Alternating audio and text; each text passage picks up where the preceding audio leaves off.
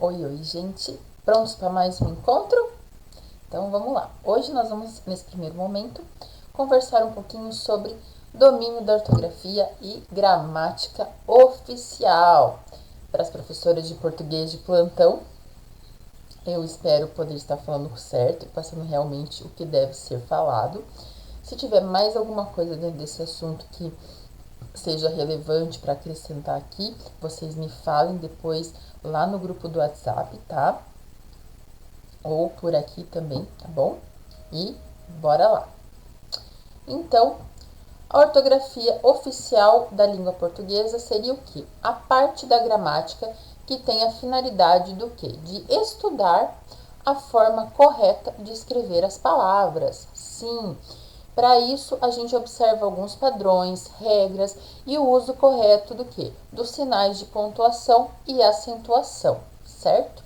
Que é isso que nós vamos ver hoje também. Nós vamos falar um pouquinho de pontuação gráfica também, tá? A prática da ortografia, então, ela está ligada aqui, além da escrita correta, ao conhecimento das regras que enquadram a escrita nas condições da língua portuguesa, observando características etimológicas e fonológicas também. Daí a importância da aula passada que nós comentamos sobre você ler muito em voz alta e também balbuciando para treinar para as provas, tá? Nos concursos públicos e processos seletivos no geral, de todas as esferas, o que acontece? É comum, então, a cobrança do assunto, tanto nas provas de português quanto em provas de redação. E é esse tipo de pergunta que define, às vezes, a classificação ou a eliminação de um candidato, tá? Por ser um diferencial. Porque muita gente, quando vai estudar, é só português, é só gramática, isso aí a gente, na hora a gente vê. E não é. Por quê? Porque as bancas, principalmente a Consulplan, eles adoram uma pegadinha. Então, fiquem de olho, vamos treinar bastante isso, que muitas perguntas que eles pedem começam com, principalmente as que tem exceto. Assinale a errada, por exemplo, tá? Eu vou colocar depois aqui na plataforma para vocês até 10 questões para a gente focar nisso aqui, tá? Dos acentos, o único que nós não vamos ver nesse encontro de hoje é a crase, que eu separei um momento só para ela, tá? Então, vamos lá. Os acentos, então. O uso deles é um dos itens de ortografia oficial mais frequente aonde? Nas provas de concurso, tá? A língua portuguesa, dentro dela, existem 4 tipos de acentos, tá? O acento agudo, o acento circunflexo, o acento o til e o acento grave. O acento agudo, ele é utilizado em vogais que a sílaba em que ela se encontra tônica, né? Quando a gente fala, por exemplo, célebre, acarajé, filé, tá? Ali você encontra a sílaba mais forte. O acento circunflexo a gente também usa nas vogais A e O. Ali você pode usar em avô, ângulo, ônus, ônibus, bônus. O til, ele é um som mais anasalado e é utilizado nas vogais A e O, como por exemplo nas palavras propõe, constituição, preposição, ação. Às vezes a gente fala assim, problemão, né? Com o ão, som, a gente já escuta o som anasalado. E o acento grave. O acento grave, ele é utilizado então para quando há ocorrência de crase. Nesse caso, relembrando a crase, nós vamos ver no nosso próximo encontro, tá bom? Então, vamos ver agora quando a gente utiliza X e CH. Você sabe, na hora de escrever, quando a palavra tem X E quando ela tem CH, porque há palavras que se escrevem, tem o mesmo som, só que uma é com X e outra é com CH. Vamos ver, porque eu também tenho esse tipo de dúvida, tá? A gente tem que conhecer esse tipo de exceção, porque lá na hora da prova a banca vai cobrar isso. Na hora de escrever, uma das dúvidas mais recorrentes diz respeito a X e do CH, tá? E vamos conhecer as regras então. Para fixar o uso correto de cada uma das situações a seguir, o ideal é ter o quê? Uma boa rotina de leitura. Então aqui a leitura entra de novo. Por que, Mayra, você está falando isso? Porque quanto mais você lê, mais palavras estão dentro do seu vocabulário e melhor treinado você fica para ler e também para reconhecer a maneira certa que cada palavra é escrita, certo? Então, o uso do X e do CH nas palavras provenientes do latim. Por exemplo, o CH, quando as palavras são traduzidas do latim para o nosso português, as sequências PL, FL e CL, elas transformam-se em CH. Então, PL, FL e CL transformam-se em CH. Por exemplo, de palavras: planos, chão, flama, FL, chama, clamare, CL, chamar, tá? X, palavras originárias do latim que vem com X, que são com X, ou quando há palatização do S em grupos SSI e SCI. Por exemplo, exame, exame, luxo, luxo, lasciare, deitar, pisse, peixe, passione, paixão. Vamos ver alguns casos em que o CH é utilizado. Em palavras de origem francesa, tá? Não é só do latim, não, francesa também. Como chofer, que vem da palavra chauffeur, creche, de creche, debochar, debochar, fetiche, fetiche, guichê, guichê e champignon, champignon, que é quase a mesma coisa aqui. E esses são os casos com CH, tá? Casos em que o X ele é utilizado. O X é utilizado depois de ditongos como peixe, ameixa e caixa. Com algumas exceções, tá? Que são as palavras guache, que é com CH, recalchutar com CH e caucho com CH. Em palavras iniciadas pela sílaba en, enxada, enxerto e enxurrada. Neste caso, há duas exceções aqui, tá? A primeira diz respeito à palavra enxova, que é um regionalismo da palavra o que? Anchova, que tem origem genovesa, ansioa. A segunda exceção são as palavras formadas pela sílaba inicial en, seguidas pelo radical com CH. Alguns exemplos como enchente, enchumaçar e encharcar. Então, exceções que não seriam com X, mas também são escritas depois de um ditongo, mas aí com CH, anchova, enchente, enchumaçar e encharcar, tá bom? Ficou com dúvida? Lê a explicação de novo, esse roteirinho tá todo disponível para vocês lá no primeiro item, língua portuguesa, conhecimentos básicos, tá? Em palavras iniciadas pela sílaba me, esse é outra exceção, como mexilhão, México e mexer. A palavra mexer aqui, outra exceção além dela, é a palavra mecha com CH. Aqui, mecha com CH se refere à mecha de cabelo, tá? Cuja origem ela é o que? Francesa, a palavra mèche. Algumas vezes ocorre uma confusão que pode ser ocasionada por conta da palavra mexe, do verbo mexer, que é grafada com X, mas mexer é com X e mecha é com CH, tá?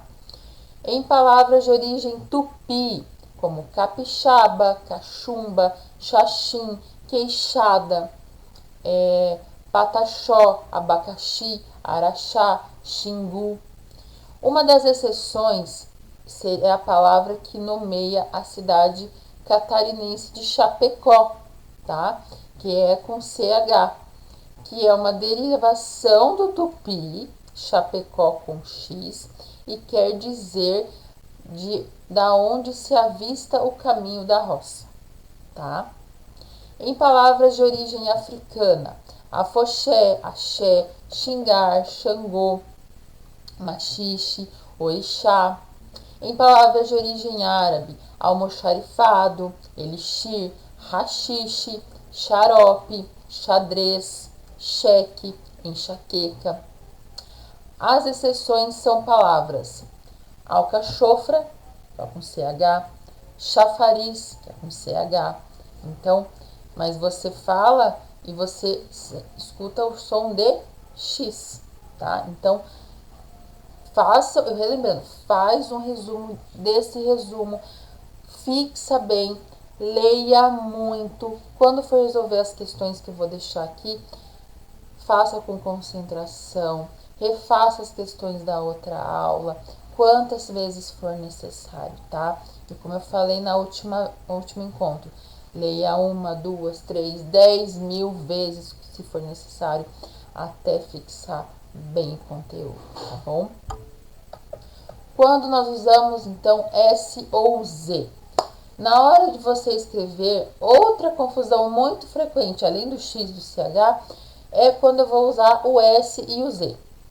Porque algumas palavras que você coloca S tem som de Z e algumas palavras e vice-versa, certo? Então, nós vamos ver algumas regrinhas que podem nos auxiliar nesse processo. Casos em que o S é utilizado. Em palavras que derivam de uma primitiva grafada com S, casa, casinha, casarão, análise, analisar e pesquisa, pesquisar. Quando a gente fala isso, dá vontade, é com Z, né? Pelo jeito que a gente fala. Mas a gente já sabe que, por exemplo, casa, casinha, análise, são palavras que é do nosso uso contínuo, e a gente já sabe que não é com Z, mesmo sendo o som dele, que é com S, né? Mas como é que a gente, em exceções, como é que a gente pode citar algumas exceções agora aqui? Catequese, catequizar. Catequese é com S e catequizar é com Z. Ela é usada também após ditongos, quando houver o som de Z, coisa, maisena. Nos sufixos es, exa, exia e isia, es, exa, exia e isia, quando indicarem nacionalidade, título ou origem, como por exemplo, burguesia, portuguesa, poetisa, camponês, português também, né? A exceção aqui é a palavra juíza, que deriva da onde? De juiz, do masculino juiz. Na conjunção dos verbos por e querer, ele pôs, ele quis e nós quisemos. Nos sufixos, depois nós vamos ver sobre sufixos também, tá? Gregos, aze, eze, ise, ose, que formam palavras como crise, tese, frase e osmose. A exceção são as palavras deslize e gaze, que daí são escritas com Z. Em palavras terminadas em oso e osa, gostosa, populosa, certo? Aqui foram casos escritos com palavras com S e suas exceções, que é o som de Z e é com Z mesmo, tá? Então, volte depois, releia, até compreender bem esse assunto, tá? Casos em que o Z é utilizado. Palavras terminadas em EZ e ESA, EZA, serão escritas com Z, então, ES e ESA, quando se tratarem de substantivos abstratos, provenientes de adjetivos, portanto, indicando que qualidade, certeza, nobreza, maciez, sensatez, né? Utiliza-se o Z nas palavras também derivadas com os sufixos zinho, zito, zada, zarrão, zorra, zudo, zeiro, zai, zona. Aí vem as palavras, exemplos de palavras: cafezal, homenzarrão, papelzinho e açaizeiro, tá? Algumas exceções aqui, como no caso do S, com Z também ocorrem algumas exceções dentro desses radicais, como por exemplo, casa, casinha, asa, asinha e Teresa, Terezinha, que não é com Z, mesmo sendo os com esses sufixos, tá? Quando a derivação resultam em verbos terminados com o som de izar, economizar, aterrorizar. Da mesma forma, a gente também encontra exceções quando o radical da palavra de origem possui o que? O S, analisar e improvisar, tá? Certo? Agora nós vamos ver um pouquinho sobre o uso de C, C cedilha e S e dois S. Outra parte muito confusa também. Quem nunca se confundiu na hora, vou escrever uma palavra lá e acabou escrevendo, em vez de colocar dois S, era C cedilha, enfim, né? Outra parte aqui nós temos várias possibilidades de uso do C, da cedilha, do S, do SS. O C, ele tem valor de S com as vogais E e I, antes de A, O e U, tá? Utiliza-se o C cedilha. Então, o C tem valor de S, então, com as vogais E e I. E aí, antes das vogais A, O e U, eu vou utilizar o que? O C cedilha. Ocioso, acetato, açúcar e aço, tá? Depois de consoantes, utiliza-se o que? O S. Entre vogais, o correto é usar SS. Então, a gente utiliza o S depois de consoante e entre as vogais a gente usa SS, como concurso, né? Depois de consoante e depois e entre as vogais pessoa. Então tem o E, dois S, O, tá? O S, ele é utilizado em palavras que derivam de verbos terminados em correr, pelir e ergir. Exemplo de palavras: compelir, compulsório, discorrer, discurso e imergir, imersão, tá? Os verbos permitidos em dar, der, dir, ter, tir e mir, eles recebem o S quando perdem as letras D, T e M em suas derivações, como por exemplo, redimir, remissão, remisso, expandir, expansão, expansível, e iludir, ilusão, ilusório, tá? Verbos não terminados em dar, der, dir, ter, tir e mir recebem C cedilha. Então, os verbos que não terminam nessas sílabas, dar, der, dir, ter, tir e mir, recebem C cedilha. Quando mudam para o radical,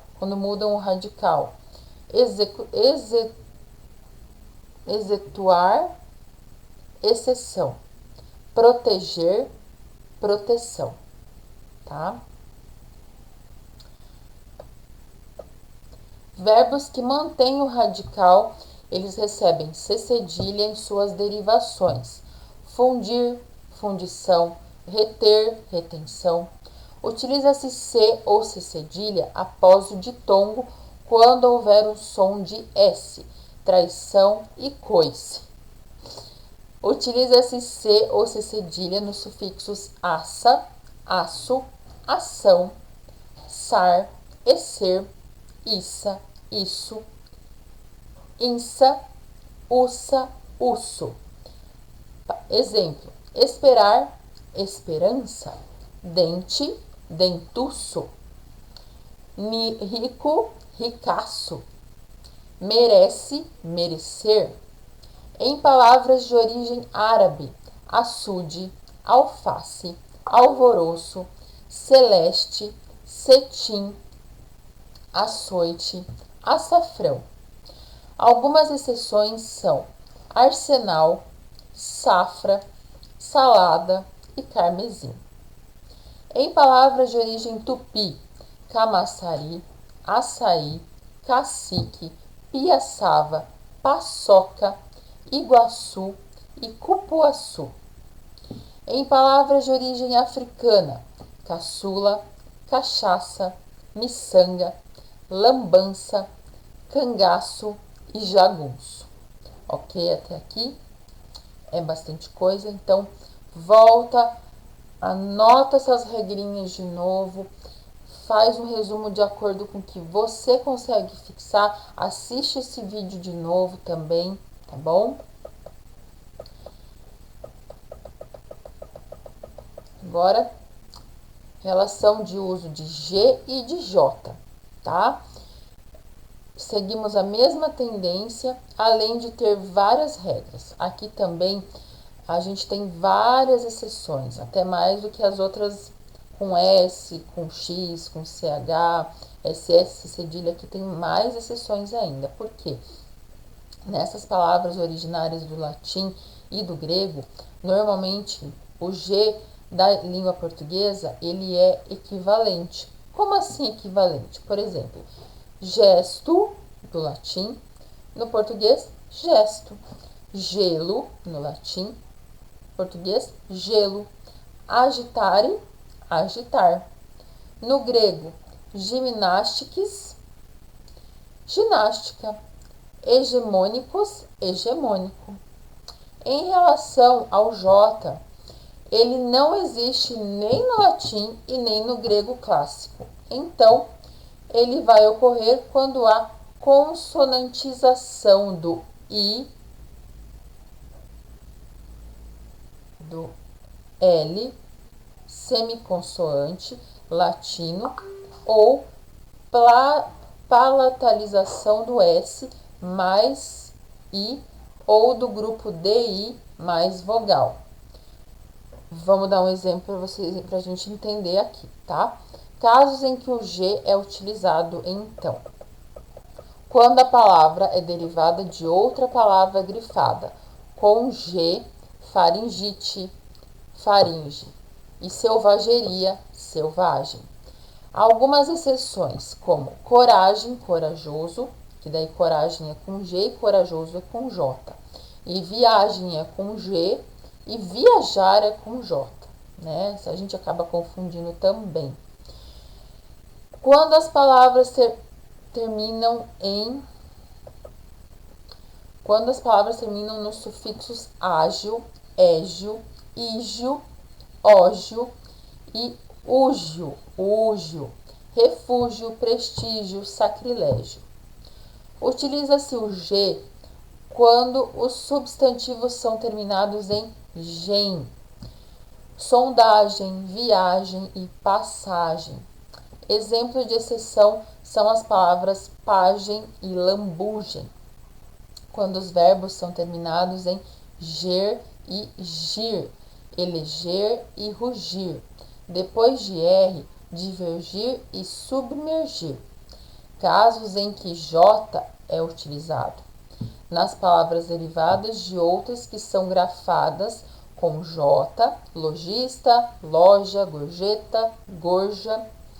Nos verbos terminados em jar, arranjar, encorajar, enferrujar. Palavras de origem árabe, azulejo, berinjela, jaleco, jarra, laranja. Algumas exceções são giz, girafa e álgebra, que são com G. Em palavras de origem tupi, jururu, maracujá, jerimum, marajó, jiboia, tá? Sergipe é uma exceção, porque não é com J, é com G. Palavras que possuem origem africana, Jabá, Iemanjá, Acarajé, Giló, Jurema. Ai, meu Deus, mas é muita coisa.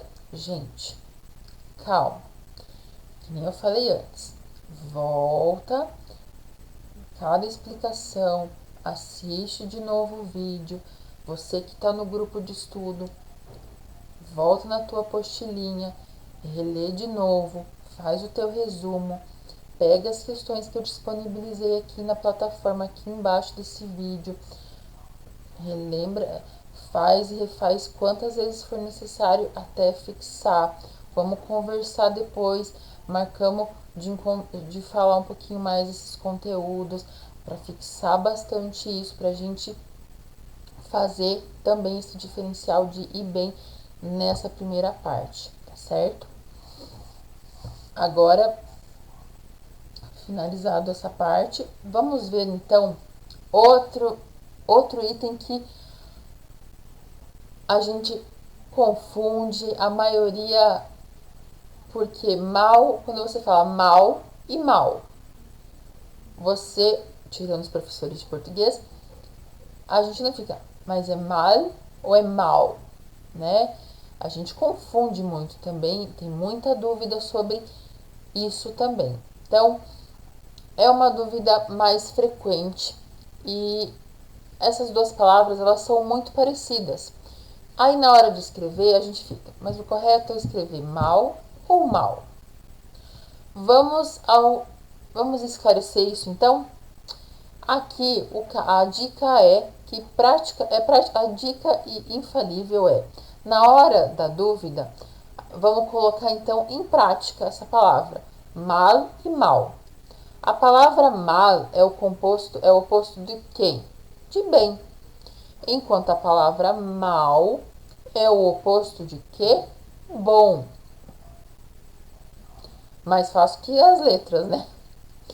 Basta fazer então a substituição para perceber se o uso então é correto ou não. Vale lembrar ainda que quando estiver acompanhado de artigo ou pronome, mal será um substantivo, tá? Então, quando for acompanhado de um artigo ou de um pronome, a palavra mal, ela vai ser o quê? Um substantivo. Vamos ver um exemplo?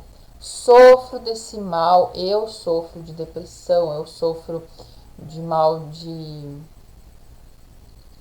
falta de memória, desde os 10 anos de idade, tá? Sofro de determinado mal desde os 10 anos de idade. Porém, quando você modifica um verbo ou um adjetivo, mal será o que? Um advérbio. Então, ele passa de substantivo para um advérbio. Por exemplo, chegou em casa e mal olhou para o marido. Ela chegou em casa, a mulher, tá? A direção contrária à palavra mal sempre é usada como um adjetivo. Sempre é usada como um adjetivo. Por exemplo, os maus exemplos, eles não devem ser seguidos. Ok? Adjetivo. Os maus, quem são maus? Os exemplos, que não devem ser seguidos, certo? Uso dos porquês. Bom, aqui são bem complexo, tira o sono de muita gente. E por quê? Porque nós temos 4 tipos de uso de porquês. O porquê junto e sem acento, usado em respostas. O porquê separado e sem acento, usado no início de uma questão. O porquê separado e com acento, usado no fim das perguntas. E o porquê usado como substantivo, certo?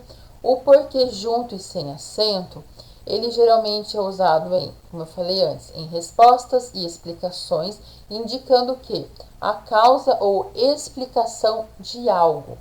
Ele pode ser substituído por que palavras? Por que eu vou falar sobre isso?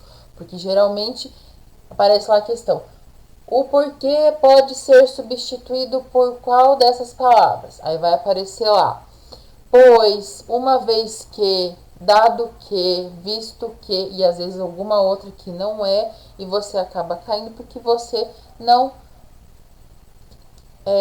revisou, não tinha visto isso aqui, agora você tá vendo, tá? Por exemplo, não vou ao shopping porque eu estou me sentindo mal. Posso substituir por não vou ao shopping uma vez que estou me sentindo mal, tá? Ou então, não vou ao shopping visto que estou me sentindo mal, uma vez que estou me sentindo mal, tá? O porquê separado e sem acento. Ele é usado para fazer perguntas ou para fazer relação com o termo anterior da oração. Vamos ver algumas formas que a gente pode substituir também esse porquê separado e sem acento. Por qual razão? Por qual motivo? Um exemplo: por que você não cumpriu o acordo de venda? Por qual motivo você não cumpriu o acordo de venda? Por qual razão você não cumpriu o acordo de venda? Porque separado e com acento, ele é usado no final de frases interrogativas. Isso acaba sendo mais fácil e lógico, né? Podendo ser seguido tanto por um ponto de interrogação quanto por um ponto final. Muitas vezes ele não, na frase, tem o porquê, mas sem o ponto de interrogação. Exemplos: minha irmã foi embora sem que eu soubesse o porquê. Sem ponto de interrogação no final. Você deixou o caderno em casa por quê? Com ponto de interrogação. Porquês junto e com acento. Então, ele é usado para indicar o motivo, a razão ou a causa de alguma coisa. Sempre aparece, acompanhado de artigos definidos ou indefinidos, mas pode aparecer ainda acompanhado de numeral ou pronome. Por exemplo, gostaria de saber os porquês de eu não ter sido convidada para a festa do condomínio. Aqui ela quer saber o motivo, a razão, né, a causa. Tá?